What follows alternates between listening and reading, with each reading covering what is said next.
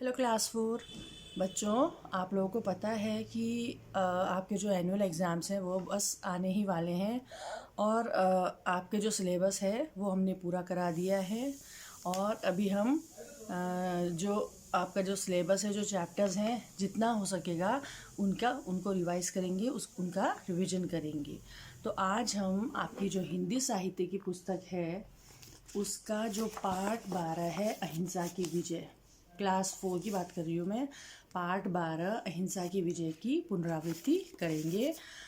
लेकिन पार्ट को शुरू कराने से पहले मैं सभी बच्चों से, क्लास 4 के स्पेशली, ये बोलना चाहूँगी कि आपके जितने भी असाइनमेंट्स जिन जिन सब्जेक्ट्स में कंप्लीट नहीं हैं, पेंडिंग हैं, उनको जल्दी से जल्दी करके अपने सब्जेक्ट टीचर्स को फटाफट से भेजिए, क्योंकि बच्चों आपको मार्क्स मिलने हैं इन असाइनमेंट्स के। ठीक है, तो इन असाइनमेंट्स के प्रति लापरवाही बिल्कुल न बरतिए और बहुत सीरियस होकर के अपने असाइनमेंट को कंप्लीट कीजिए।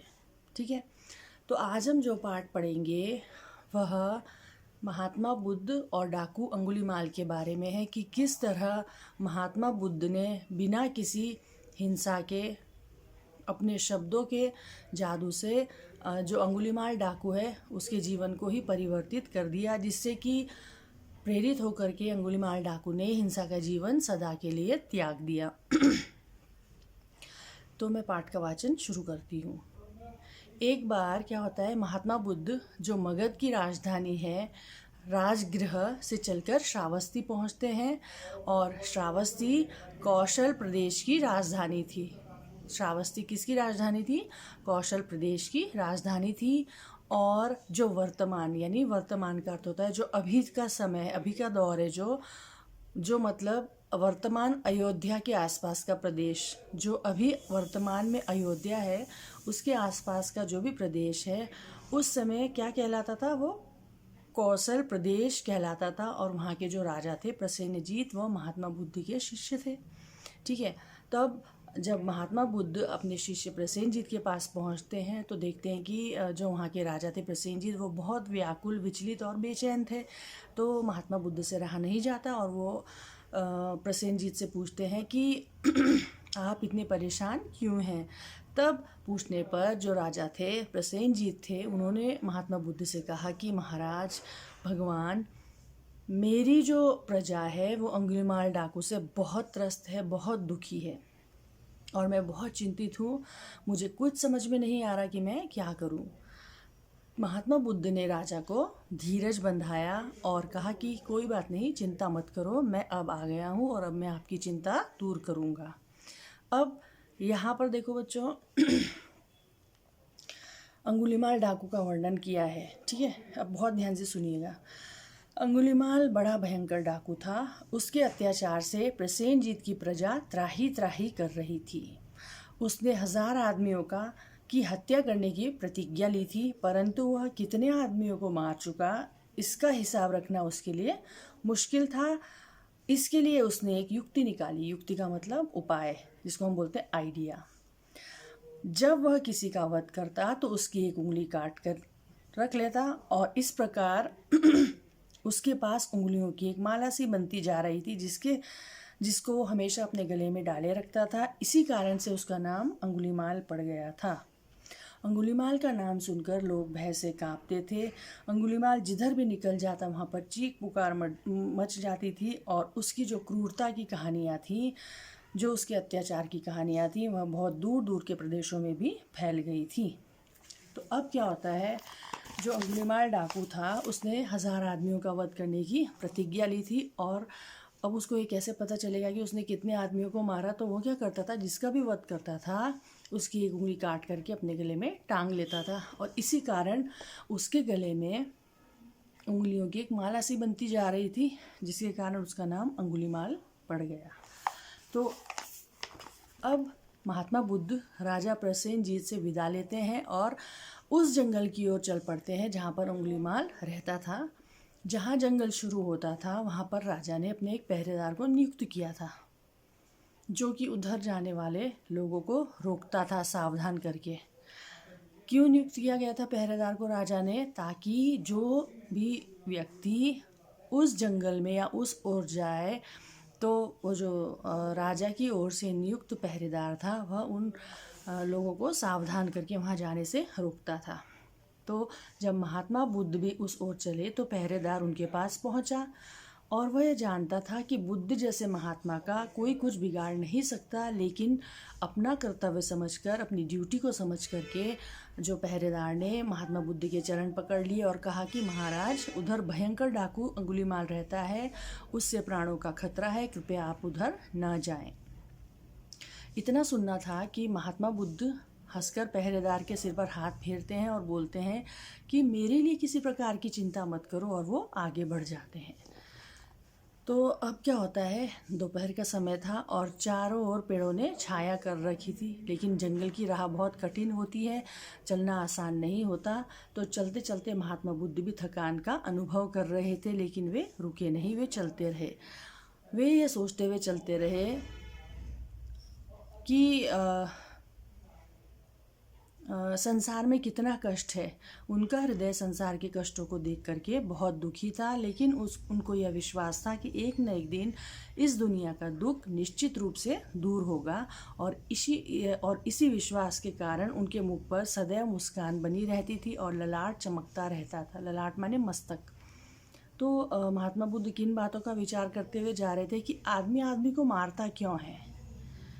यह सब सोच करके वह विचार करते हुए आगे बढ़ते जा रहे थे। तभी उन्हें किसी की कठोर और कर्कश भारी आवाज़ सुनाई दी कि ठहर जा। महात्मा बुद्ध आगे बढ़ते गए, लेकिन थोड़ी देर में वो शब्द उन्हें फिर से सुनाई दिया कि ठहर जा।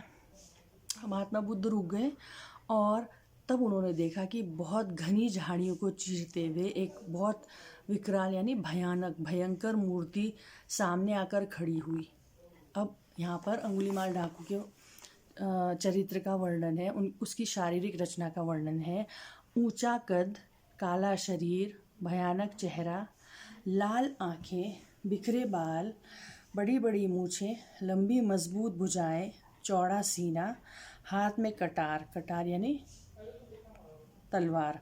निश्चय ही यह मनुष्य नहीं कोई दैत्य था। दैत्य का अर्थ होता है राक्षस। उसके गले में अंगुलियों की माला देखकर बुद्ध को पहचानने में देर नहीं लगी कि यह अंगुलीमाल डाकू है। तो महात्मा बुद्ध ने कैसे पहचाना कि यह अंगुलीमाल डाकू है? उसके गले में उंगलियों की माला को देखकर महात्मा बुद्ध ने समझ लिया कि यही अंगुलीमाल डाकू है। ठीक है बच्चों। तो अब क्या होता है, महात्मा बुद्ध ने अपनी नज़र अंगुलीमाल के चेहरे पर डाली, लेकिन उनकी नज़र में कोई भी भय नहीं था, बल्कि प्यार था। उन्होंने प्रेम पूर्वक भयानक डाकू से कहा कि मैं तो ठहर गया, लेकिन तू कब ठहरेगा। अंगुलीमाल चकित हो गया। अब यहाँ पे देखिए क्यों चकित हो गया कि उसके सामने आने वाले हमेशा भय से कांपते हैं। आज तक कोई ऐसा आदमी उसे मिला नहीं था जिसने उसकी आंखों में आंखें मिलाकर बात की हो, और यह कौन आदमी है जो डरना तो दूर शांतिपूर्वक मुस्कुरा रहा है। महात्मा बुद्ध को देखा अंगुलीमाल ने और वो बहुत चकित हो गया, और वह यह सोचने लगा कि मेरा तो नाम सुनकर ही लोग भय से कांपते हैं, और ऐसा कोई इंसान आज तक मुझे ऐसा मिला नहीं है जिसने मेरी आंखों में आंखें डाल करके बात की हो, और यह इंसान डरना तो दूर बहुत शांति से मुस्कुरा रहा है।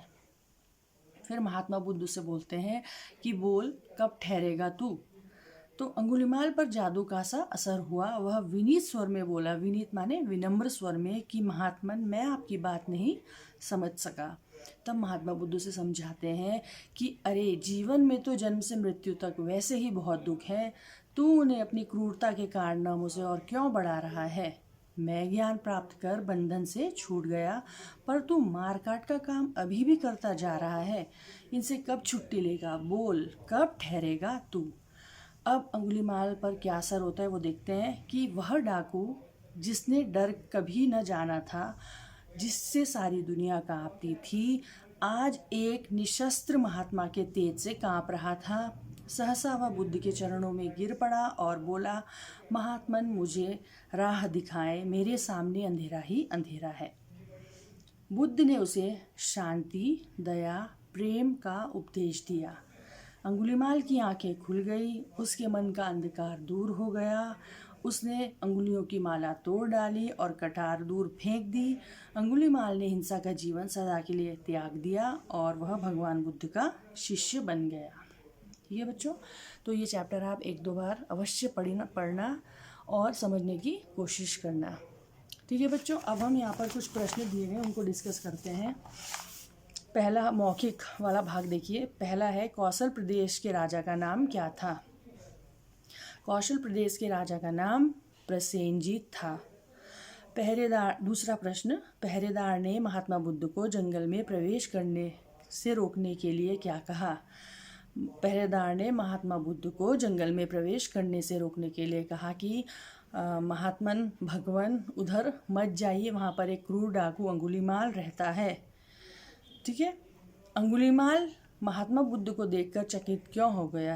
अंगुलीमाल महात्मा बुद्ध को देखकर चकित इसलिए हो गया क्योंकि डरना तो दूर, वह अंगुलीमाल की आंखों में आंखें डालकर शांतिपूर्वक मुस्कुरा रहे थे और अंगुलीमाल को आज तक ऐसा कोई इंसान नहीं मिला था जो उससे न डरता हो और उसकी आंखों में आंखें डालकर बात करता हो। ठीक है, महात्मा बुद्ध किससे बोले? मैं तो ठहर गया, तू कब ठहरेगा? किससे बोला था महात्मा बुद्ध ने? डाकू अंगुलीमाल से। ठीक है, तो बच्चों अब हम ये बहुवैकल्पिक प्रश्न, जो ये सही उत्तर चुनो है, ये इसको देखिए। पहला, कौशल प्रदेश की राजधानी का नाम क्या था? श्रावस्ती, राजगृह या पाटलिपुत्र? कौशल प्रदेश की राजधानी का नाम श्रावस्ती था। किसने सोचा आदमी आदमी को क्यों मारता है? किसने सोचा था? अंगुलीमाल ने या महात्मा बुद्ध ने या राजा ने? तो इसका सही उत्तर है महात्मा बुद्ध ने। तो महात्मा बुद्ध ने के आगे आप सही का निशान लगाइए।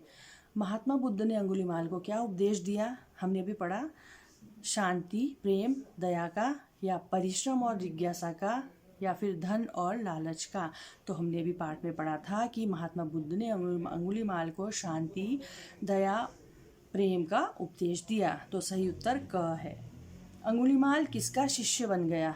अंगुलीमाल ईश्वर का शिष्य बन गया, अंगुलीमाल चोरों का शिष्य बन गया, या अंगुलीमाल महात्मा बुद्ध का शिष्य बन गया? तो सही उत्तर है अंगुलीमाल महात्मा बुद्ध का शिष्य बन गया।